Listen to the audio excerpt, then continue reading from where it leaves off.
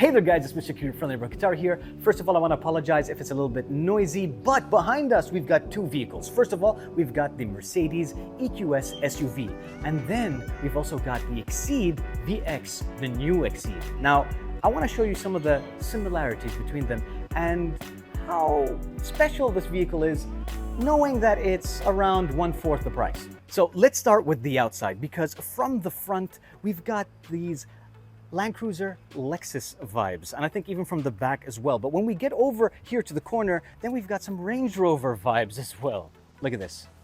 That's Lexus. That's Lexus all the way. And of course, even with the font.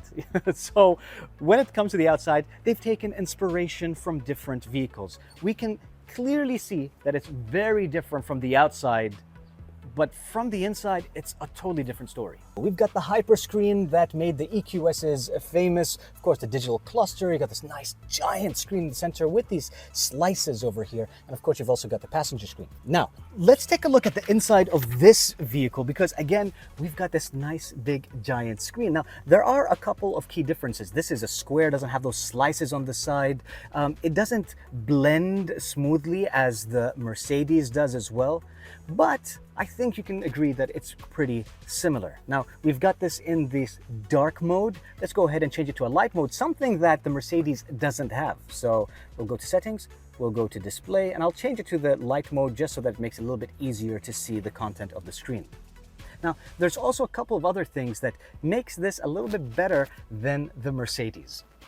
The angle is steeper, so it's more forward facing than upwards facing, which means that you're not going to have the same issues when it comes to glare.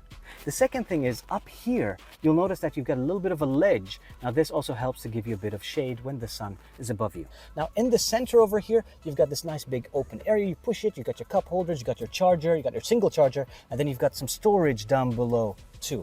Looking at the center, again, we've got some similarities, but same, but different. So instead of pushing this forward, you're going to pull this back. It's much bigger. Now, instead of the single wireless charger, we've got two with ventilation as well. Instead of having two USB-Cs, we got one USB-C and one USB-A. We've still got our cup holders over here. And of course, we've also got at the bottom some storage too, just like in the EQS. This is something that a lot of people have been talking about. So this is one big giant button that, depending on where you touch, will click in as a whole. Some people like it, some people don't. I'm not a huge fan of this, to be honest. We've got a similar idea or design to the EQS, except they've done it wrong. So you've got this big giant sort of button, but it doesn't actually click like the Mercedes does. And you can't actually see any of the icons until you double tap. Now, also pay attention to this, because you've got this button with a texture, opens up like that, and then you've got some storage in here. Here again with the same grippy button, open this up, looks familiar, doesn't it? Except there are a few things that they've actually done better. So we've got some cooling in here. We've got a 12 volt, which, believe it or not, the Mercedes doesn't have. And then over here, you can see you can store your pen. And then over here, you can also put a card.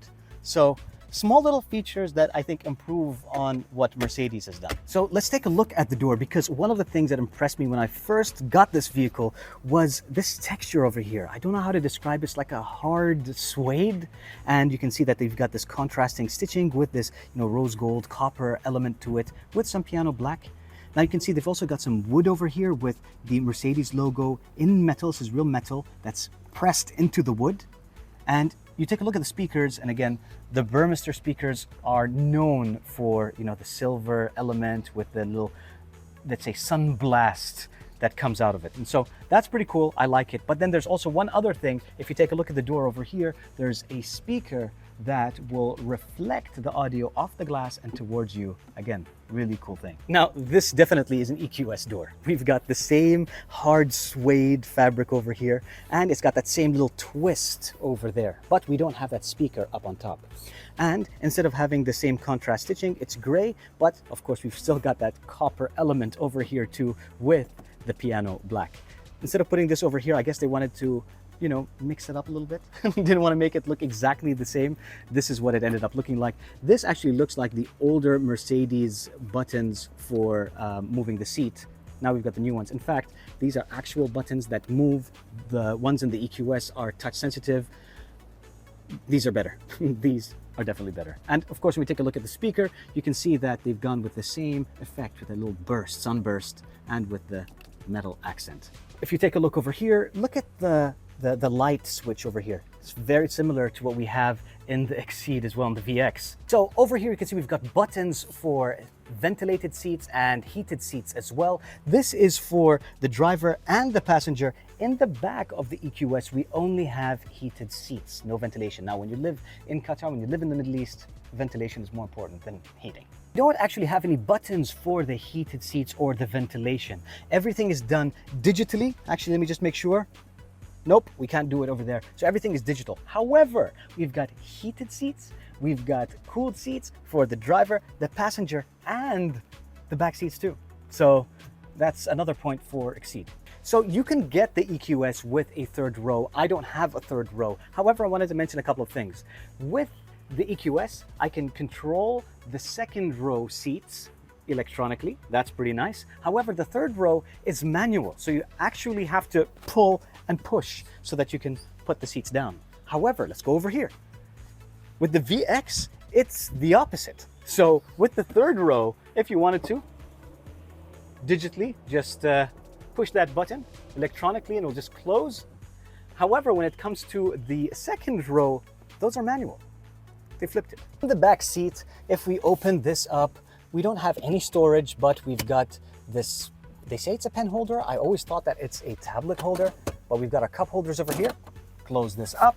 And then from the center, we've got, again, this area where we can control the temperature. We've got our vents here in the center. And then this opens up so that we can access our USB-C port. We've got a bit of storage over here. That's +1 for Exeed. And then we've also got some cup holders. Okay, then when we take a look at the center area, we can see the temperature, we can see how the air is flowing. However, there's nothing here for us to touch. Everything has to be controlled by the driver or the front. So that's kind of unusual. But you'll see that we've got the USB-C and USB-A, 60 watts, so you can charge that, your laptop. And instead of this opening up and showing you the USB-Cs like with the EQS, we've got a bit of storage. We also have ventilation in the doors with the nice copper accent. But when it comes to the vents themselves, we've got the vents on the top, not in the pillar or in the back. So you've just got this one on your side over here blowing into your face, but you've also got ACs in the back too. Let me just go ahead and mention, since we're here, that with this seat, you can really lay back and relax because you've got some buttons over here that you can just simply click to move the seat out of the way for this passenger, or in case you just want to make a quick adjustment. So if you're sitting in the cockpit, you want to sit here in the queen seat, I want to say, you can simply go ahead and pull this out so you can raise your legs. You can lay all the way back. You can activate the massage, the cooler, everything that you need. This is something that even the EQS doesn't have. Now, you might have noticed a theme here.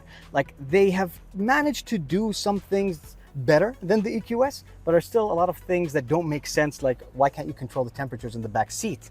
If I had to choose between the two vehicles, still from a comfort point of view and just usability and the fact that there are easy, convenient buttons, you know, on the sides of the doors for the cooling and so on, I would choose the EQS. However, let me just go ahead and mention, that starts at 630,000.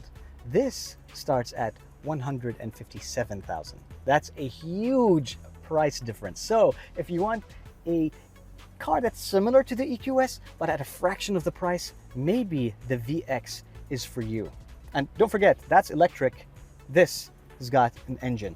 So there you go. So I hope that you enjoyed this quick comparison. And I didn't talk about everything, but I just wanted to talk about the main similarities and some of the small differences. And that's why the title of this video is same, but different.